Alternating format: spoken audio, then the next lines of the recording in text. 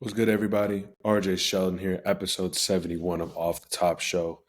Obviously, bringing you nothing but sports and current news within sports.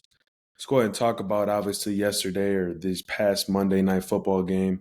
New Orleans Saints versus the Carolina Panthers. Division game, close one. Granted, New Orleans Saints was literally leading the whole game, showing their dominance. But the Carolina Panthers came back late and tried to make a push to possibly win this game. Let's go over, obviously, the quarterback play here. Derek Carr was 21 of 36 from the field, threw for 228 yards and one touchdown. Tyson Hill, excuse me, based like a Swiss Army knife for that offense, doing everything, catching the football, running the football, blocking. He had 9 carries for 75 yards.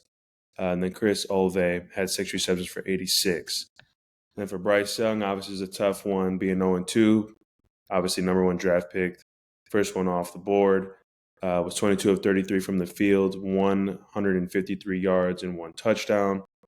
Miles Sanders had 14 carries for 43 yards. And Adam Thielen had 7 receptions for 54 yards and one touchdown. I watched a little bit of this game until I flipped it over to the Steelers-Browns game, which I'll talk after this. Both defenses were playing unreal. Obviously, you're seeing here first half, only 6 points for the New Orleans Saints and only 3 for the Carolina Panthers. So on both ends, defensively for each of these teams, they were making plays.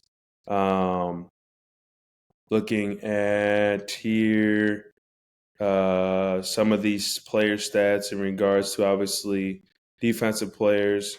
Marcus May, 6 tackles. Taylor had 5 tackles. Davis had 4. Warner had 3. Tyrann Mathieu had 3. And with May, he had a sack. Davis had a sack. Gardenson had a sack.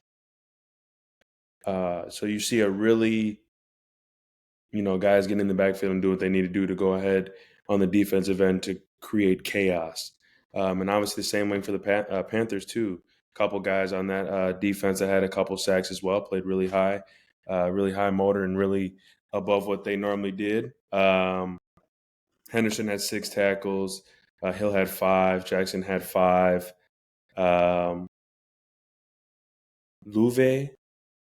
Frank Louve, might be saying it wrong, but he had 2 sacks, which was huge. I was remember watching him do his thing. But let's go ahead and get back to this offense here.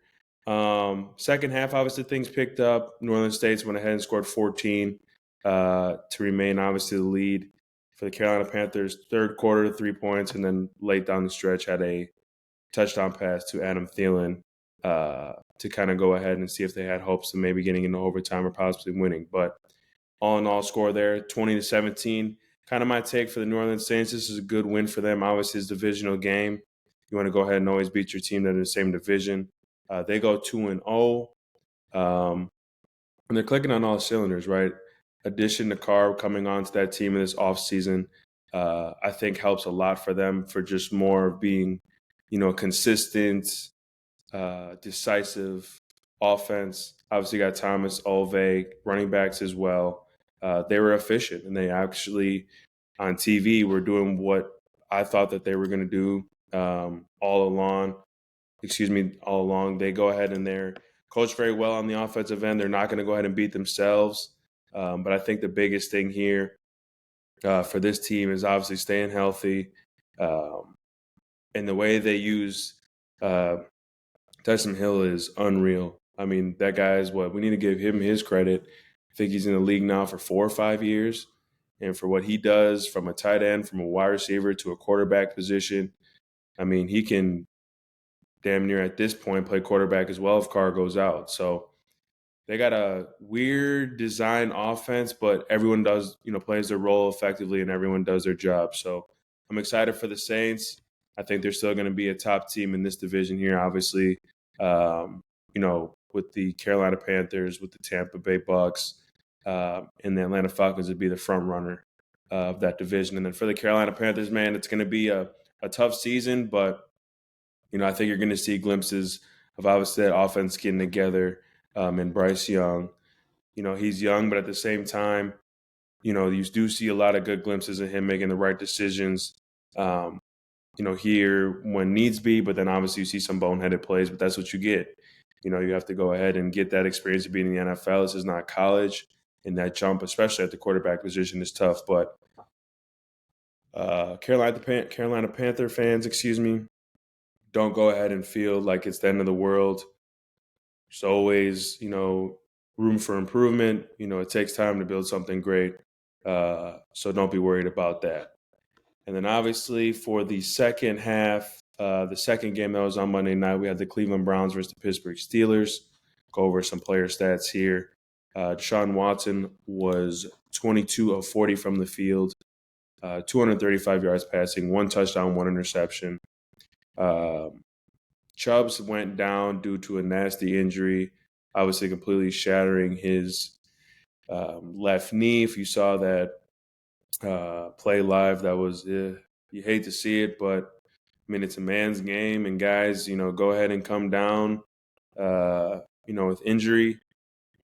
People are playing hard there, people are playing tough, and people are trying to go ahead and take your head off. So, it sucks to see that what happened to Nick Chubb, but at the same time, it is a part of the game, but hopefully Brother Man goes ahead and recovers well. We know that he's going to come back stronger than ever. If you know Nick Chubb, obviously just watching him and reading interviews and things like that, obviously it's going to be tough on him, but I think he's going to definitely bounce back and, be the same Nick Chubb that we've once saw all along. So get well, Brother Man. That was a tough one, but let's get back to obviously what had happened in this game. That was really gruesome, but Ford came in, 16 carries, 106 yards, caught the ball out of the backfield. When we talk about someone going ahead and stepping in and filling the big shoes to fill within losing Chubb, came in and ran the ball efficiently, which is good to see. And then obviously Amari Cooper had 7 receptions for 90 yards.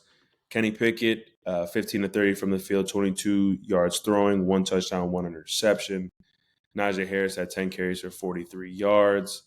And George Pickens, who had a monster game, had 4 receptions for 127 yards and 1 touchdown. Some of these player stats, obviously, I want to go ahead and talk about with the, Browns here. Deshaun Watson, granted, obviously, that interception really wouldn't have been an interception.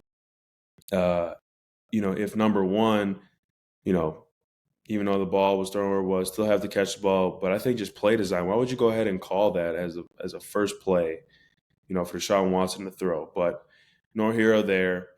Besides that, Deshaun Watson played a really good game. Very efficient, making tough plays on third down throughout this whole game.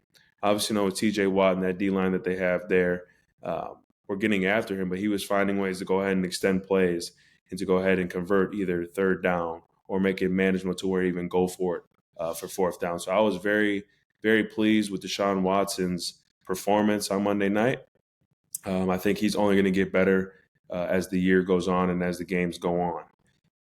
And then more of just wide receiver play. Obviously, Moore was there. Bell, Ford, obviously David, their tight end. Guys, obviously at least around 2 receptions for over 20 yards. But at the same time, I think I need to see more out of Elijah Moore. I think there was a couple times where he had dropped the ball. He needs to kind of go ahead and fill those shoes to be the number 2 wide receiver for that team to be effective in this division. Because I think they need another guy to go ahead and take that pressure, obviously, off Cooper, and also a deep threat as well. And I think Moore can be that guy, but he just needs to get more, comfortable within the offense and making plays and catching the ball. For the defense, for them, they played unreal. If you're looking at it here, couple interceptions. They had 1 interception, couple sacks.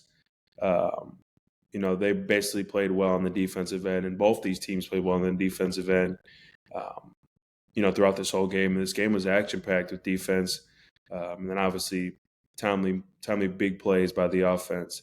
Let's go out and go over here to the Steelers. Obviously, we know they lost week 1 at the crib against the 49ers. basically went ahead and got dog walked in the run game. It's really the same thing in this game as well, having 198 yards. But if we all know, in this game that you got to have timely stops, in key stops, key times where you got to come up for the defense off on third down and being able to go on the offensive end and score when it's need be. With Kenny Pickett, obviously his first game was a little rough. We're talking about reads, making quick reads, quick decisions. He struggled with that in the first half. He really kind of had a problem with that all game, but then went ahead and when he needed to make plays, he found his man in Pickens and did what needed to be done for them to go ahead and win this game. Obviously, I hadn't rattled off what Pickens did. He had 4 receptions for 127 yards and 1 touchdown. This was a game that he needed. I think this is a game that Pickens needed to see him have as well, for him being that guy that needs to make big plays, all over the field for this team to go ahead and be, top in their division, because obviously this is another divisional game. Obviously, you got in that division, you got the Steelers, the Browns, the Ravens, and the Bengals. So that's going to be always a top division, in the NFL, and they're going to go ahead and this will be a dogfight every weekend. But it was good to see Pickens obviously get somewhat comfortable. Obviously, that running game helped us a lot as well. Najee Harris had 10 carries for 43 yards, but when I say that, it was a timely manner of when that run game came into play. And then Jalen Warner, I think this is another guy that's going to go ahead and have a big year for the Steelers. 6 carries for 20 yards, but very effective in the catching game. Had 4 receptions for 66 yards. It was really probably the X factor in this game for the Steelers. I'm excited to see what he does. I like his game a lot. He goes ahead and does what needs to be done for him to go ahead and either if it's running the football, getting 3 yards or 4 yards or 5 yards to fall forward to go ahead and put their offense in a good position, or it's catching the football. And clearly 4 for 66 yards, averaging 16.5 yards a carry. That's pretty well. And that's, being someone that defenses need to account for when he comes in the game. So good play by him. And I think he's definitely going to be incorporated in the offense more. More to go ahead and kind of help Pickens. Granted that he's the number one guy. Allen Robinson II obviously came in. I forget where he was at earlier, but he was with the Rams. Only had 2 receptions for 12 yards. Calvin Austin III only had 1 for 10. I do get a little bit worried. Obviously, you want to go ahead, and I think this is for both teams, right? You always want to have multiple guys from a wide receiver position to go ahead and be able to get open and be able to be that, second read for your quarterback. And I think both these teams need to go ahead and mold that. They already got their number one guys, but I think some of those guys on the back end need to go ahead and step up and make plays to go ahead and take the pressure off, this offense and to go ahead and assert themselves on what they can do for a team. So both these games were, action-packed and incredible, especially this Browns-Steelers came down to the wire. Obviously, the defense went ahead and shut that out.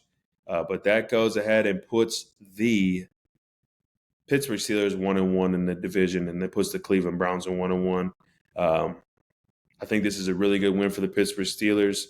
Obviously, with the Cleveland Browns, you got to bounce back and go ahead and next week and put your best foot forward to go ahead and get a W to be 2-1. But this will be a good division. This was a great game, and we shall see what goes on in that division. But also, we have the NFL of Week 3 coming up.